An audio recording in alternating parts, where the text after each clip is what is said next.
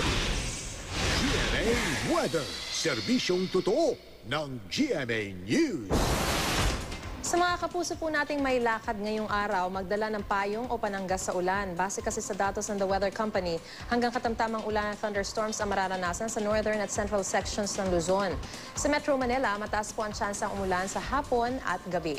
Ganyang panahon din ang mararanasan bukas, unang araw ng pasukan, pati na sa mga susunod na araw ngayong linggo. Mahihinang ulan naman ang mararanasan sa Kalakhang, Visayas ngayong araw. Asahan din po ang ulan at thunderstorms sa Mindanao, lalo na sa ARMM at Sorsogon regions. Ayon sa Pag-asa, ridge na isang high-pressure area pa rin ang nakaapekto sa eastern section ng Luzon at intertropical conversion zone naman ang nagpapaulan sa Mindanao.